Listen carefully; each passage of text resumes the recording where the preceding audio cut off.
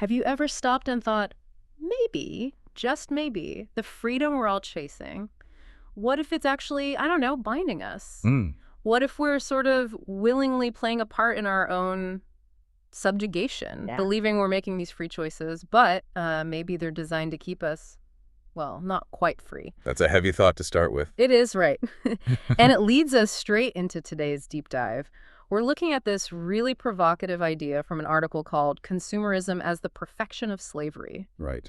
It takes Karl Marx's ideas, you know, his critique of capitalism, labor versus capital, and gives them this unsettling modern twist, especially looking at how things changed after World War II. Yeah, it applies them to our current reality in a pretty stark way. Exactly. So our mission today is basically to pull out the key insights from this piece, give you a shortcut to understanding its pretty complex argument, and maybe uncover some surprising, perhaps even uncomfortable truths about how society's evolved. Okay, let's unpack this. Yeah, it's definitely an intriguing topic because it kind of forces you to look again at familiar things like everyday choices, but through this psychologically sophisticated lens, it really challenges those assumptions about freedom and choice we often just take for granted. That's a great way to put it, a sophisticated lens. Okay, so let's get right to the heart of it then. The article's main claim, consumerism and modern capitalism, is, quote, the perfection of slavery. A system so smooth, so refined, that people actually choose their own subjugation without even realizing it. What does the article mean by perfection there? And why unwittingly? How does that work? Well, the perfection part is kind of chilling. It's perfect because people think they're free. They choose the chains, believing they're choosing liberty. So the article uses Marxist theory, yeah, but it tracks this evolution after World War II. It shows how we moved from maybe more obvious worker exploitation to something much more subtle, a control mechanism driven by consumerism. Basically, the focus shifted away from workers having collective power towards an economy driven by what individuals want to buy. And the article argues this shift systematically chipped away at collective bargaining power and, well, boosted the dominance of elites, of capital owners. Right. And here's the real kicker, the irony. Marx predicted revolution in, industrial nations. But this article says, actually, the ideals of communism, maybe not the system, but the ideals sort of subtly popped up in Western democracies after the war. How so? Through what? Through policies that really did focus on the worker, on society. Things like strong public schools, universal healthcare systems, powerful unions, universities that were actually affordable for regular people. Okay, that makes sense. And the reason this was possible, the reason workers had that leverage, is key. It's because workers produced real value, actual stuff, actual services. Unlike money, which the article frames as speculative, just kind of multiplying itself, labor creates tangible worth. So that period, maybe the 1950s through the 70s, that's what the article calls this golden age, a worker-centric society. Exactly. It paints this picture of societies really built around workers' needs. Governments promising stable jobs, lifelong employment wasn't a crazy idea. And the working class, the middle class, they genuinely thrived. What characterized that era, according to the article? Well, what's fascinating here is it highlights this strong sense of political consciousness among workers, real solidarity, and education. It wasn't just about getting a job. It was valued for critical thinking, for personal growth, for understanding society. That feels different from today, doesn't it? Oh, absolutely. A stark contrast, yeah. That focus on collective good and, thinking deeply, not just earning. Okay, so that golden age obviously didn't last. The article then talks about this major turning point, the revolt of the elites, kicking off around the Reagan-Thatcher era in the 80s. Here's where it gets really interesting, maybe a bit dark. Yeah, this is the crucial pivot, the neoliberal shift. We're talking about a global move towards free markets, deregulation, privatization, and the effect. Power swung dramatically away from workers and towards the owners of capital. So policies changed. Big time. The idea of egalitarianism, or at least striving for it, started getting replaced by this hardcore free market ideology. And the numbers, well, they tell the story. You mentioned the CEO pay gap earlier. Exactly. In the 70s, maybe 20 times the average worker's salary. Today, it's jumped to 200 or even 300 times more.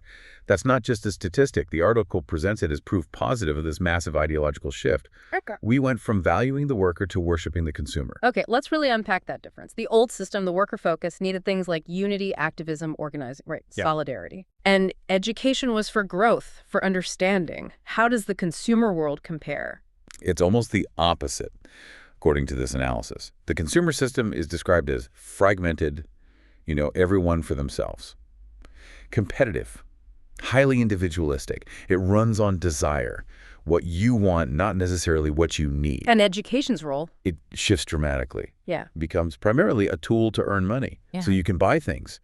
It's about getting credentials for consumption, not necessarily about broadening your mind or engaging critically with the world. Mm-hmm. The article actually includes this pretty vivid thought experiment to hammer this home. Oh, yeah. What is it? It asks, what if you gave every student, say, $1 million? What would happen? Okay.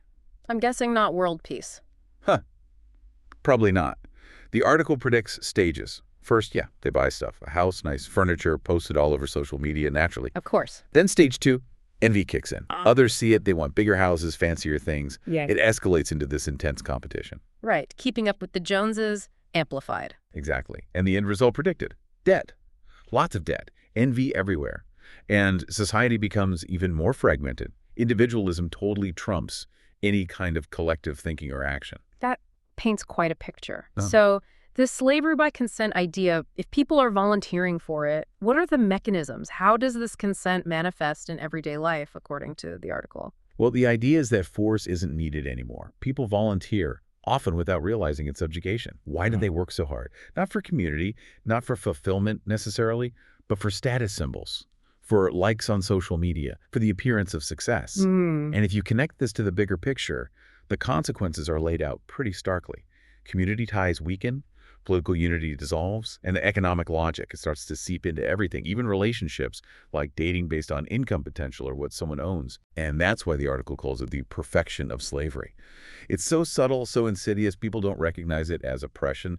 They genuinely think they're exercising freedom. So there's no rebellion, right? Why would you rebel against what you perceive as your own free choice? That quote you mentioned earlier really hits hard then. Yeah. You think you're free because you choose to consume, but you're really a slave to capital.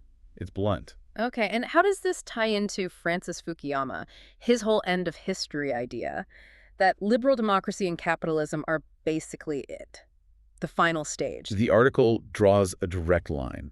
It suggests consumerism creates Fukuyama's endpoint, but maybe not in the triumphant way he meant. It achieves stability for the elites, yes, but how? By making the masses politically, inactive. Inert. Because they're distracted by consumption. Essentially. Revolution becomes unthinkable because nobody even sees the chains anymore. It really makes you question the nature of control when it doesn't look like control, Yeah, definitely. So we've covered quite a journey here, from Marx's ideas being flipped to this supposed worker golden age, then the big neoliberal shift, and finally landing on this really heavy concept of consumerism as slavery by consent. It's a lot to chew on. It absolutely is. And the article does a powerful job, I think, of taking Marxist theory beyond just economics and into psychology. It shows how crafting an identity around consumption can effectively replace political consciousness, political action. Leaving society vulnerable. Vulnerable to control without force, yeah. The analogy used is pretty vivid. Imagine Instagram replacing union meetings. Imagine shopping fueled by debt replacing collective bargaining. That's the kind of consumer dystopia it's describing. Wow. Okay, so to leave our listeners with something to think about, building on this idea of invisible chains and control we don't recognize, how might our own chase for freedom, defined through buying things, actually be binding us? And maybe more unsettlingly, what hidden costs, societal costs, personal costs might we be racking up collectively without even noticing?